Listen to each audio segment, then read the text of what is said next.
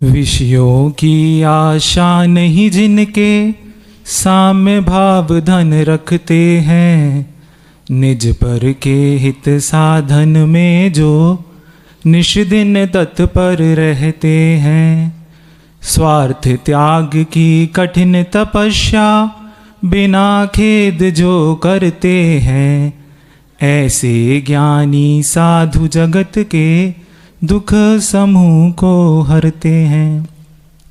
बोले कुंडलपुर के बड़े बाबा श्री आदिनाथ भगवान की, मुक्तागिरी में विराजित अनंतानंत सिद्ध परमेष्टि भगवान की, परम अतिशयकारी श्री पार्श्वनाथ भगवान की, हम सभी के आराध्य संत श्रोमणी आचार्य गुरुदेव श्री विद्यासागर जी महाराज की, हम सभी की आस्था के केंद्र आध्यात्म योगी आचार्य गुरुदेव श्री समय सागर जी महाराज की,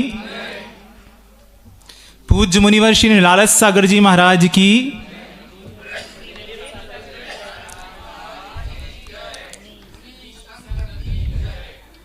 जल यदि अग्नि के निकट पहुंच जाए तो जल में उष्णता आ जाती है, जल गर्म हो जाता है।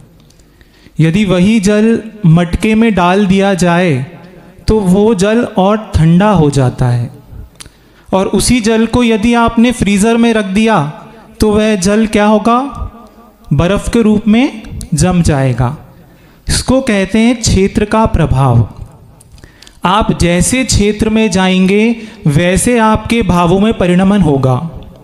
यदि आप सिनेमा घर में जाते हैं तो सिनेमा घर में जाते वक्त राग रूप परिणाम होते हैं। वहीं आप किसी के शमशान यात्रा में शमशान क्षेत्र में पहुंच जाएं तो आपके भीतर भी भाव उत्पन्न होता है कि ये संसार, ये शरीर अनित्य है। तो ये प्रभाव कैसे आता है, जब ऐसी भूमि पर जहाँ पर अनंतानंत जीवों ने सिद्धत्व को प्राप्त किया हो, ये वो भूमि है जहाँ के कण कण में आचार्य गुरुदेव श्री विद्यासागर महाराज की तप की वर्गणाएं विद्यमान हो। ये वो भूमि है जिस भूमि पर गुरुदेव श्री विद्यासागर महाराज ने चातुर्मास कर कर अपनी आत्म साधना की हो। ये कोई सामान्य भूमि नहीं है। जब जबलपुर से विहार होता है तो जैसे तीर्थंकर भगवान होते हैं तो तीर्थंकर भगवान का विहार उनके इच्छा पूर्वक नहीं होता है। कहते हैं कि पुण्य के नियोग से और क्षेत्र के पुण्य से अपने आप तीर्थंकर का विहार होता है। वैसे ही गुरुदेव श्री समय सागर जी महाराज जो 50 वर्ष से स्वभावनिष्ठ साधु हैं, जिनके भीतर धन कंचन की आस नहीं, जिनके अंदर ख्याति पूजा लाभ की कोई कणिका नहीं, उनका निसर्गज अपने आप इस ओर विहार होना बताता है कि यहाँ के पारसनाथ भगवान परम अतिशयकारी हैं। अतिशय का अर्थ सिर्फ इतना नहीं कि पुष्प वृष्टि हो, केसर की वृष्टि, ये अतिशय नहीं। अतिशय तो ये है कि यहाँ पर कुछ मुमुक्षु जीव जो इस भूमि पर आ गए हैं, अब वो अपने स्वभाव की उपलब्धि के लिए पंच परमेष्टि के पद में अभिष्ठित होंगे। आप अपनी आंखों से देखेंगे कि सारे जितने भी एलक जी, छुल्लक जी और ब्रह्मचारी जो भी, इन सब को जब निर्गंत मुद्रा प्राप्त होगी, वो मुद्रा जिस मुद्रा के बिना मोक्ष नहीं होता। आप इस पर्याय में बैठे हैं, इस पर्याय में आपको राग की अनुभूति तो हो सकती है, इस पर्याय में आपको द्वेष की अनुभूति भी हो सकती है, इस पर्याय में बैठकर आपको मोह की अनुभूति हो सकती है, लेकिन वीतराग सौ संवेदन की अनुभूति यदि कभी होगी तो सिर्फ और सिर्फ निर्गंध दिगंबर मुद्रा में होगी।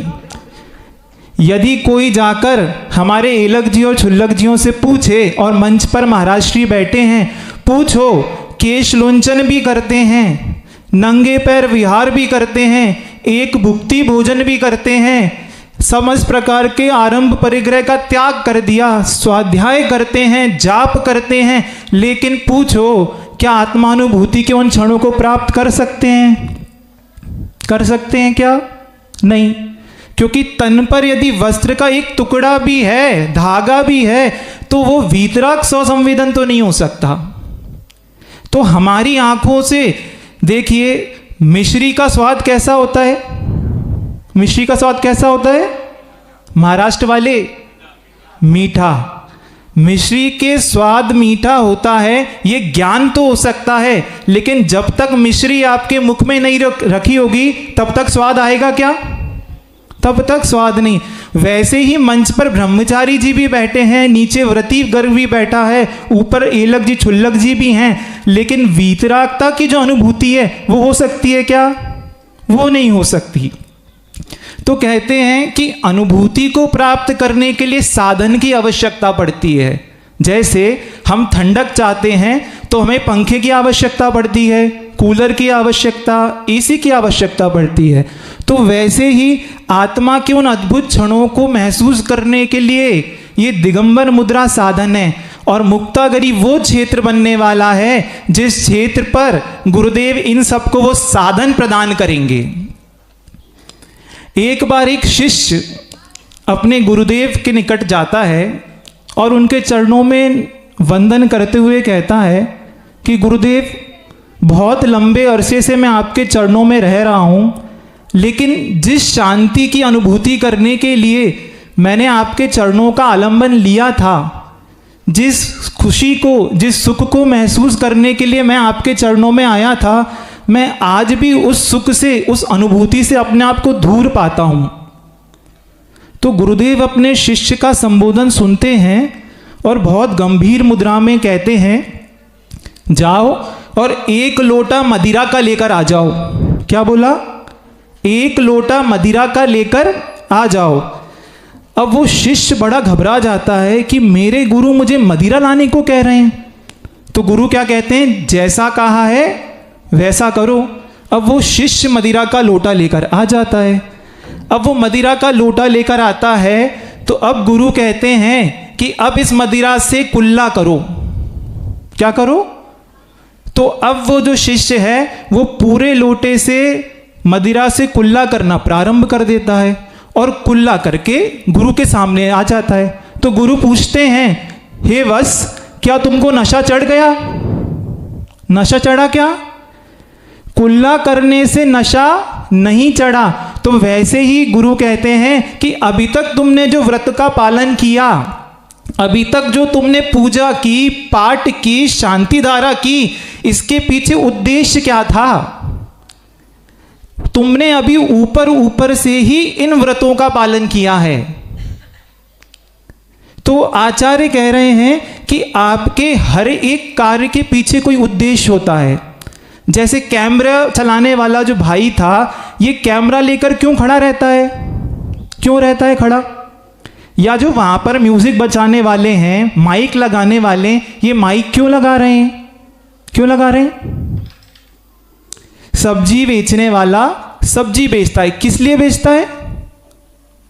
अर्थ के लिए। एक किराना वाला किराना बेचता है अर्थ के लिए। एक झाड़ू लगाने वाला झाड़ू लगा रहा है अर्थ के लिए। तो आचार्य कह रहे हैं कि हर एक कार्य के पीछे आपका उद्देश्य क्या है? किमर्थम कह रहे हैं, प्रयोजन क्या है? आपका प्रयोजन पूजा करने का, जैसे आप देखिए कोई व्यक्ति श्रावक है, वो सुबह सुबह पूजन कर रहा है, कोई एक श्रावक है जो शांति धारा कर रहा है, कोई एक है जो विधान कर रहा है, कोई एक है जो भक्तांबर जी का पाठ कर रहा है, कोई एक है जो मुनियों को आहार दे रहा है, कोई एक है जो कमंडल पकड़ के गुरुओं के साथ चल रहा है। तो आचार्य पूछ रहे हैं, ये भिन्न भिन्न कार्य कर रहे हो, इन कार्य करने के पीछे प्रयोजन क्या है? तो कह रहे हैं प्रयोजन सिर्फ एक है, स्वभाव की उपलब्धि। प्रयोजन सिर्फ एक है कि मैं जब इन गुरु के निकट बैठता हूं तो मुझे शांति का अनुभव होता है। मंदिर की हर एक क्रिया, धर्म की हर एक क्रिया करने के पीछे उद्देश्य यदि कुछ है तो वो शांति है। और यदि जिस क्रिया में, जिस कार्य करते समय मेरे मन में अशांति है, मेरे मन में संक्लेश है, मेरे मन में कषाय उत्पन्न हो रही है, तो वह कार्य करने का प्रयोजन ठीक नहीं है। एक छोटा सा संस्मरण जो आपके सामने कुंडलपुर में गुरुदेव के समक्ष हुआ, उसको मैं रखना चाहता हूं। हमने इतने वर्षों में धरती के देवता के रूप में गुरुदेव को देखा, लेकिन आज वो इस धरती पर नहीं है वो आज किस रूप में है? आज वो स्वर्गों के देव हैं, लेकिन भविष्य में वो भी दिन आएंगे जिस दिन वो देवादि देव के रूप में प्रतिष्ठित होंगे। अब उन गुरु के निकट आप देखिए, आप जब थोड़ी देर किसी गुरु के निकट बैठते हैं तो आप महसूस करते हैं कि ये शरीर, ये संसार के प्रति ज़्यादा आसक्ति ठीक नहीं, आपके अंदर वैराग्य के भाव उत्पन्न होते हैं। लेकिन जिस व्यक्ति ने 50 वर्ष तक अपने गुरु की सन्निधि प्राप्त की हो, जिसने अपने गुरु से ज्ञान प्राप्त किया हो, जिसने अपने गुरु से ही संयम लिया हो, तो जिनके आत्मा के हर एक प्रदेश पर यदि कोई एक मंत्र सिद्ध है तो उनका नाम क्या है? गुरुदेव श्री विद्यासागर। तो जिनने हमेशा अपने भीतर गुरु वैणम को धारण किया हो। तो प्रसंग ऐसा होता है कि गुरुदेव बहुत कुंडलपुर के महोत्सव में बहुत व्यस्त रहते थे। तो जब माता जी महाराज जियों को समय देने के बाद गुरुदेव अपने कक्ष में बैठते हैं तो बहुत सारी भीड़ दर्शन कर रही होती है। तो दर्शन करते वक्त एक छोटी सी बालिका, शायद प्रतिभा स्थली की वो बालिका रहती है, वो गुरुदेव के पास बड़ी निर्भय होकर अंदर कमरे में प्रवेश कर जाती है और कहती है, आचार्य श्री मैं आपसे एक प्रश्न करना चाहती हूँ। अब वहाँ पर 3-4 महाराज जी खड़े थे, उनमें हम भी वहीं पर थे। तो महाराज जी लोगों ने उनको रोकना चाहा बेटी को। तो आचार्य श्री बड़ी प्यारी मुस्कान के साथ कहते हैं, नहीं नहीं उसको कहने दो, क्या कह रही है। तो आचार्य श्री जी से क्या पूछती है कि गुरुदेव आचार्य श्री जी आप मुझे 5 पक्षियों के नाम बताइए जो पेड़ पर बैठते हैं। हम लोग दंग रह गए, जिन गुरुदेव के सामने सहजता से बोलने में भी एक शब्द निकालने में कठिनाई होती है और वो बच्ची इतनी निर्भयता के साथ बात कर रही है। तो गुरुदेव देखिए, गुरुदेव क्या कहते हैं? गुरुदेव कहते हैं तोता, मैना, चिड़िया। इतना बोला ही था कि वो बच्ची कह देती कि आचार्य श्री ये नहीं, गलत है। तो आचार्य श्री कहते हैं कि आप बताइए क्या सही है। तो क्या बोलती है वो? चिड़िया, चिड़िया की मम्मी, चिड़िया के पापा, चिड़िया के भैया, चिड़िया के दीदी। अब आचार्य महाराज जैसे ही इस प्रसंग को सुनते हैं, आचार्य श्री का चेहरे पर फुल 360 डिग्री वाली जो हंसी होती है, आचार्य श्री की आंखें और आचार्य श्री पेट पकड़ के हंसने लगे और उन्होंने बढ़िया अच्छे से आशीर्वाद देके वो बच्ची चली गई।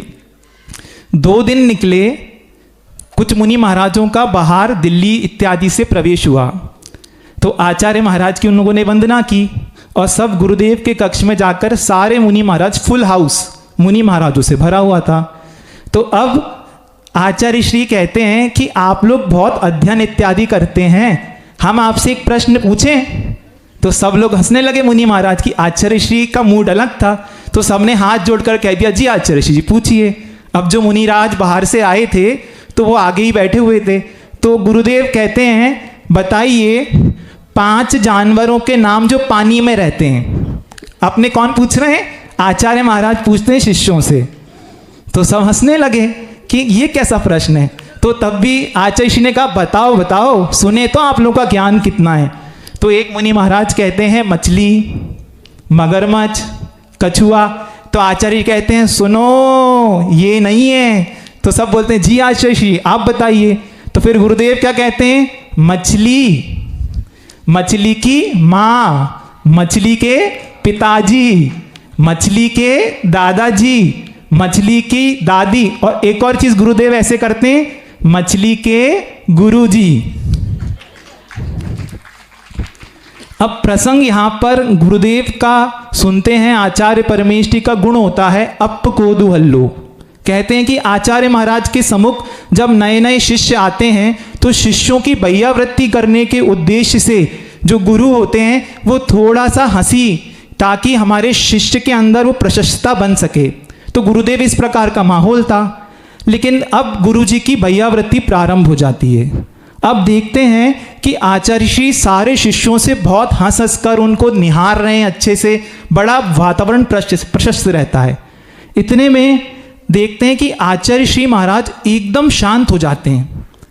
तो मैं आगे ही बैठा हुआ था, तो मैंने 2-3 महाराज जो बड़े महाराज जी लोग थे, मैंने पूछा कि आचार्य महाराज इतने शांत और एकदम इतने गंभीर कैसे हो गए।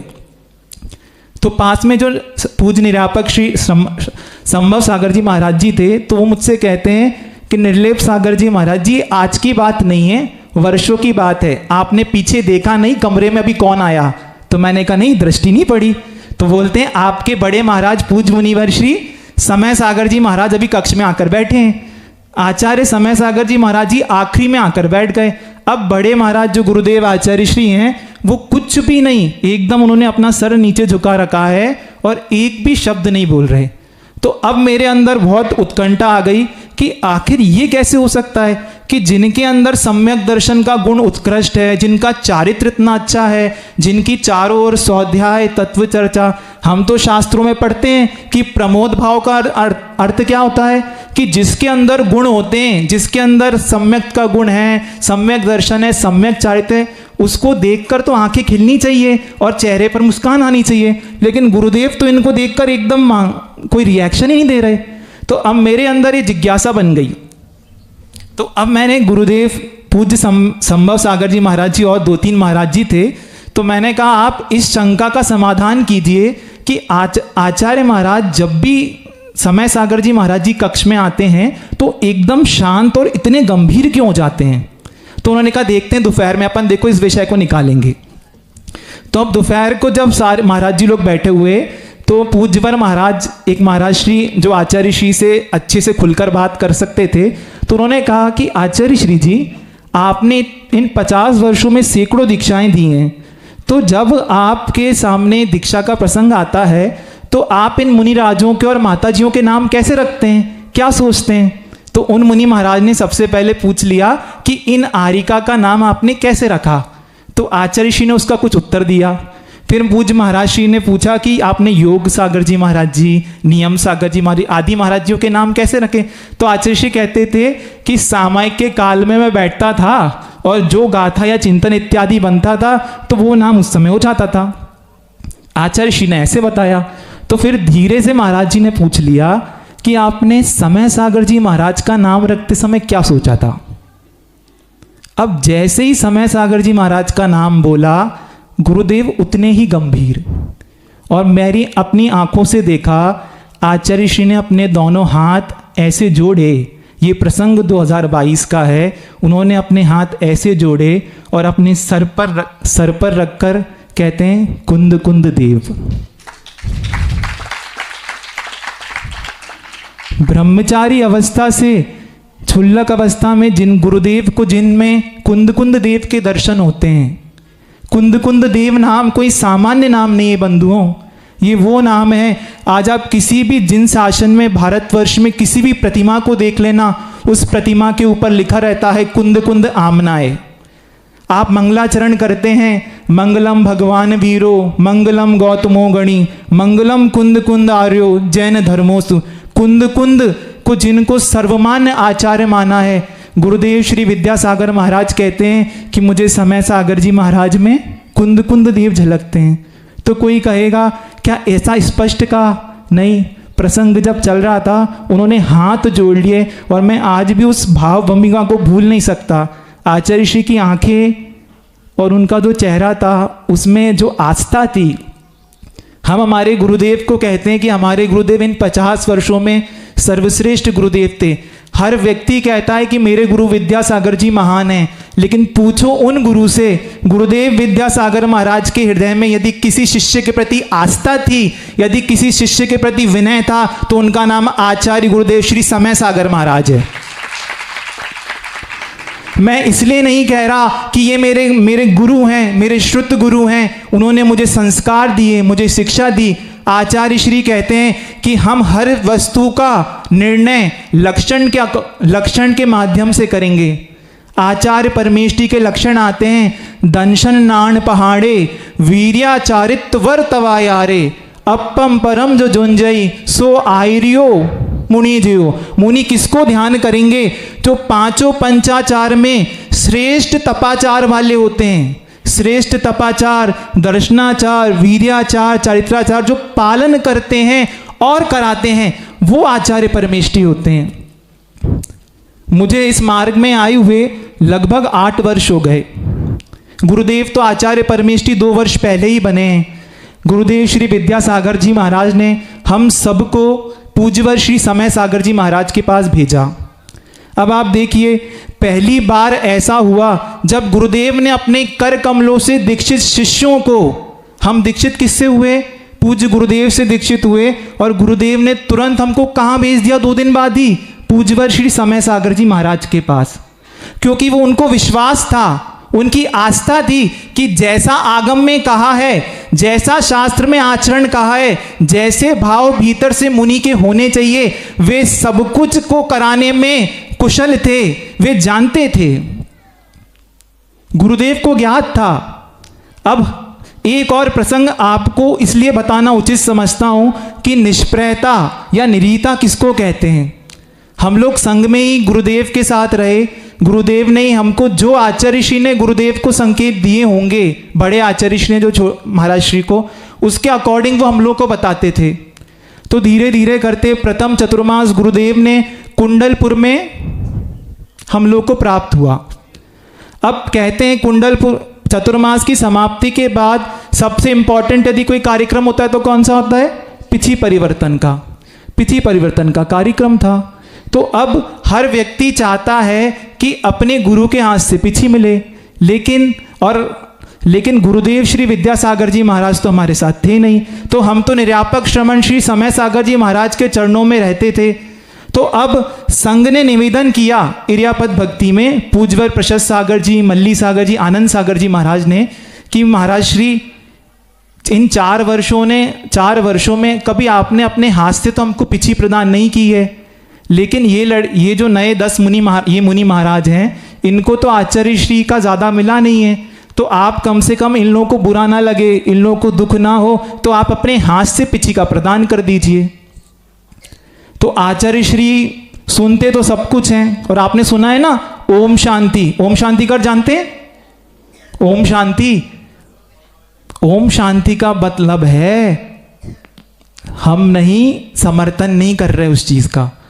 तो अब सारे हम जो 10 जितने मुनि महाराज संघ के हाथ जोड़कर निवेदन करते हैं, किसी मुनि महाराज ने यह भी कहा कि महाराज जी आप देख लीजिए आचार्य श्री के संघ में योग सागर जी, अभय, जितने भी संघ हैं, जितनी भी आरिका हैं, जो प्रमुख महाराज होते हैं, वो बड़े महाराज या बड़ी माता जी अपने संघ में अपने माता जी महाराज जी को अपने हाथों से ही पिछी का प्रदान करते हैं। तो गुरुदेव क्या कहते हैं? हमें हमारे गुरु का बहुमान बनाए रखना है, हमें हमारे गुरु का बहुमान बनाए रखना है।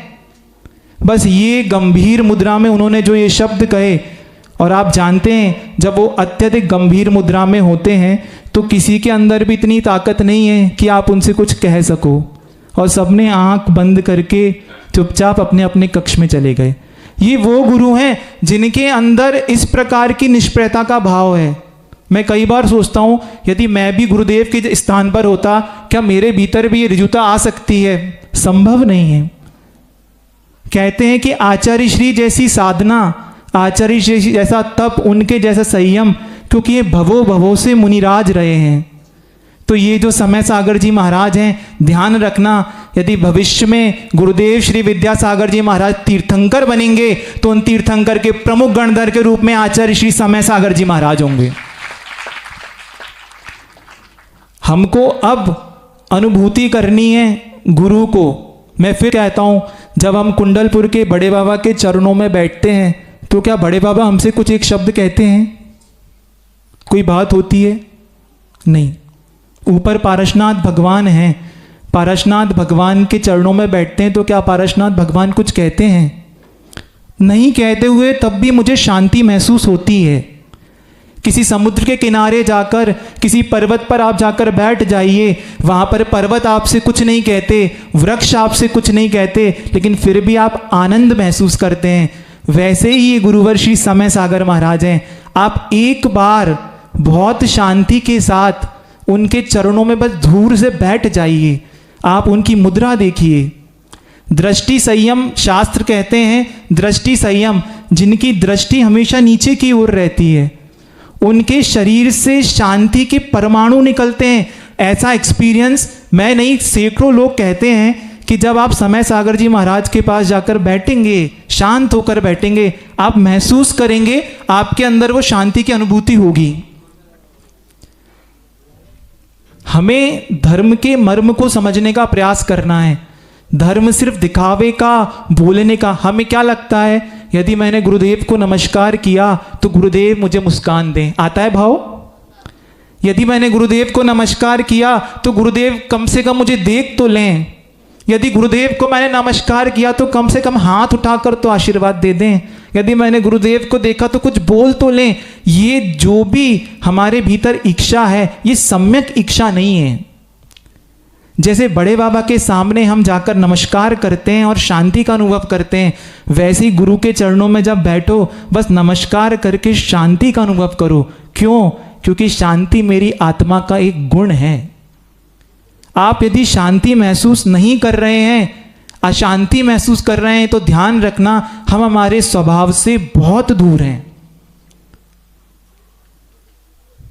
पुरुषार्थ, अब जो कुछ देखो अंतर कितना होता है। यहां पर जो अभी मंच का संचालन कर रहे थे वो दूसरी भाषा वाले हैं। कौन सी भाषा वाले हैं? महाराष्ट्र की भाषा वाले हैं, कोई कन्नड़ भाषा भाषी है, कोई मारवाड़ी भी बैठे हैं, कोई राजस्थानी बैठे हैं, कोई अन्य स्थान बुंदेलखंड के। ये भाषाएं तो भिन्न भिन्न हो सकती हैं, भिन्न भिन्न भाषा हो सकती हैं, भिन्न भिन्न वेश हो सकते हैं, भिन्न भिन्न जाति पंथ हो सकते हैं, लेकिन धर्म का कोई पंथ नहीं है, धर्म का कोई भी भेद नहीं है। धर्म तो वीतरागता स्वभाव है। क्या बोल रहे हैं? वीतरागता स्वभाव है। और गुरु में क्या देखना है? वीतरागता ही देखना है। वीतरागता के अलावा मुनियों के पास कुछ होता ही नहीं है। और इसके अलावा यदि आप कुछ सोच रहे हैं तो ठीक ही नहीं है। तो आज से जब गुरु, तो आज का एक नियम, समय हो रहा है? नहीं हो गया समय। आज का सिर्फ एक छोटा सा नियम क्या करना है, जब भी गुरुदेव श्री समय सागर जी महाराज के चरणों की आप वंदना करें तो एक बार बैठकर वहां कायोत्सर कर लें। कायोत्सर का मतलब 9 बार नमोकार मंत्र कर लें। और क्या बोलना है? ये आपको वर्तमान के मुनिराज नहीं है, ये भविष्य में बनने वाले सिद्ध परमेष्ठी हैं। कौन है? ये वर्तमान के मुनिराज दिख रहे हैं मंच पे, और आगे कौन है? भविष्य के मुनिराज। वो वर्तमान के आचार्य हैं लेकिन भविष्य के सिद्ध भगवान हैं। इसलिए द्रव्य दृष्टि से दर्शन कीजिए। और गुरुदेव श्री विद्यासागर जी महाराज की, पूज्य गुरुदेव श्री समय सागर जी महाराज की